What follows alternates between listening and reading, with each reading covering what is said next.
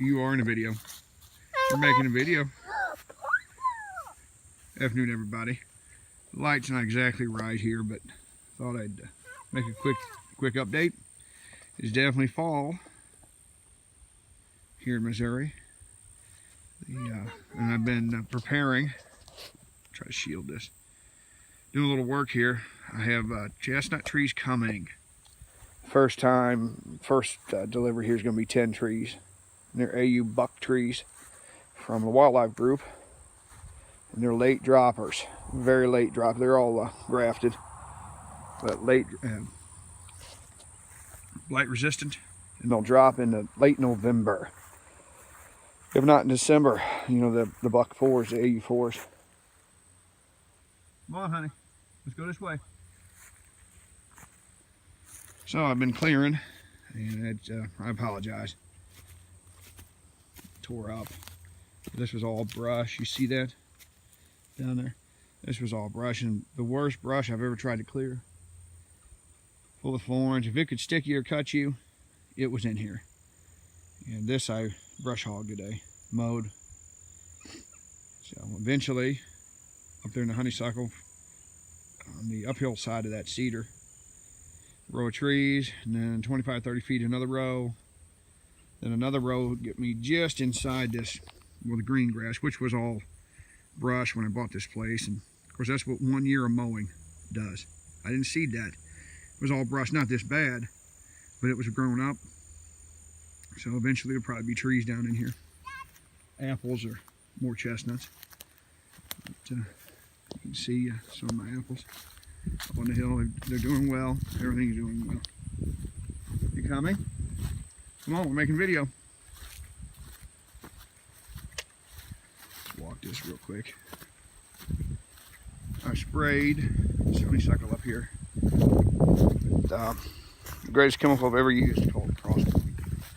It kills everything. Let's get up here. And eventually, this brush is I'm gonna continue my apples down the hill.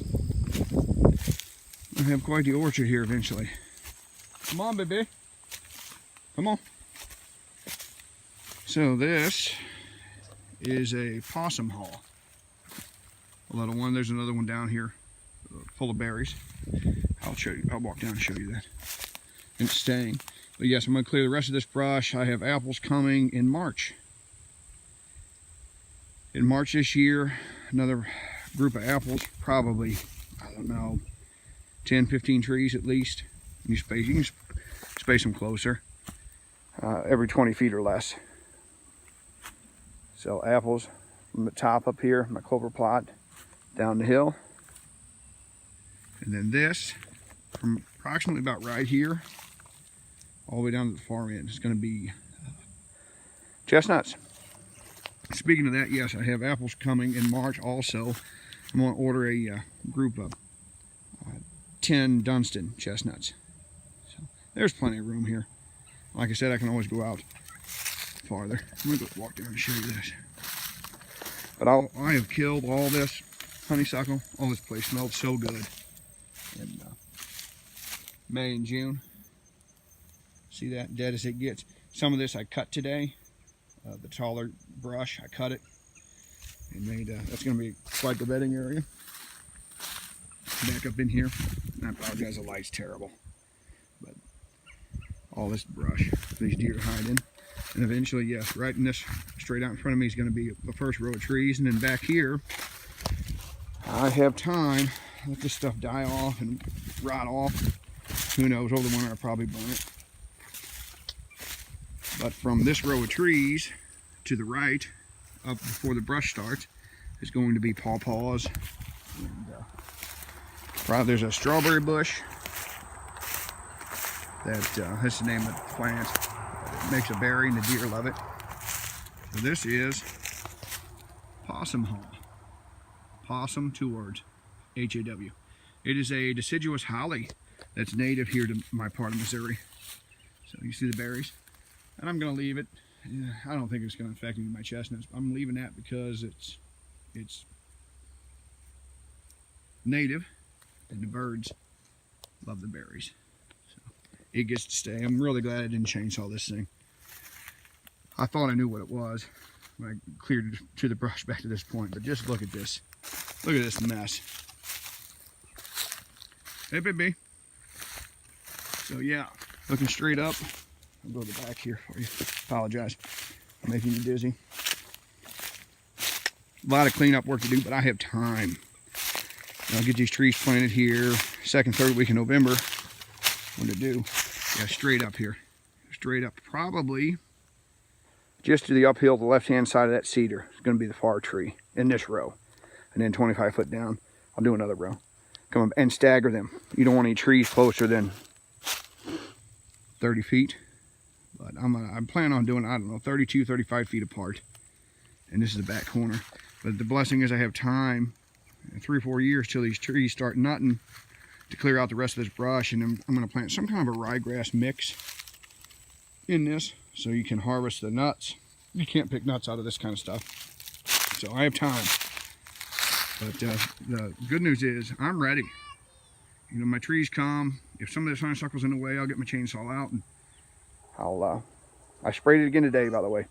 Everything I missed with the chemical. But when the trees come, I'll space them, I don't know, 35 feet. If there's something in the way, get my chainsaw out, clear a spot, get that tree planted, then continue on. At least I'll get them in the ground, get them watered. Then I can come back and over the winter time and take care of all this brush. It's really too hot, and I'm cut to these damn things. Just cut the hell out of me. Everything in here is thorny and hot. Got hot. This is October 18th. So, and this is gonna go, that right there, that's a shingle oak. I'm gonna clean up, and there's vines growing up. I think I might leave that shingle oak. One down below here is full of acorns this year. But if it gives back to wildlife, it usually gets to stay in the rest of this brush. I sprayed all this to kill it, but it's gonna go eventually. Clean this up, and then I have all my trees in here. This will look nice eventually. But chestnuts, I'm getting kind of excited. Hold on, I got a brush caught on me. Kind of excited. So yeah, the cedar stays up there. So on this, from the cedar to me, it's going to be chestnuts, and probably farther down on the hill. And then where the brush is, it's going to be apples, which continue down from my clover plot up there, which is full of apples. That did very well this year. Very pleased. Of course, you see my helper who's playing. Doing it right. When I bought this place, you see my building, Morton building down there. First thing we did, I plumbed water over to it, so I have water close. I can irrigate all these trees. Oh, by the way, those 2 trees out in front, those are apples. And one of them, the one on the left, produced, I don't know, 20 apples this year. I didn't plant those were here. But I plumbed water over to it and easily can irrigate everything up here. And ran power over there. So I have lights and outlets. And eventually there's going to be a walk-in cooler in that building. That building is relatively small. I don't know, 20 by 24. I don't understand why somebody would build it that small, but whatever. You can always add on to it. But down where baby's standing, eventually it's going to be full of trees. I think my wife's too happy with that, but that's the way it's going to be. Use this ground. So, and I don't have to get a bulldozer in. You know, all this I did by hand, and I'm hard-headed, but I had bought a brush cutter last year when I did my plot up there, and it worked out perfectly. So let this stuff wilt down, dry up, and sometime here, I'll see that little windrow up there. I just did that in 4 minutes with a rake, but I'm not burning today. So, well, eventually I'll rake this stuff in piles and windrow it and light it. And then where she's standing over there, you can see how nice it is. I just mowed that. I had a push mower that I used like a brush hog and set the wheels as high as they would go, get the mower as high as it would go, and it did well, and it will do the same in here when the time comes.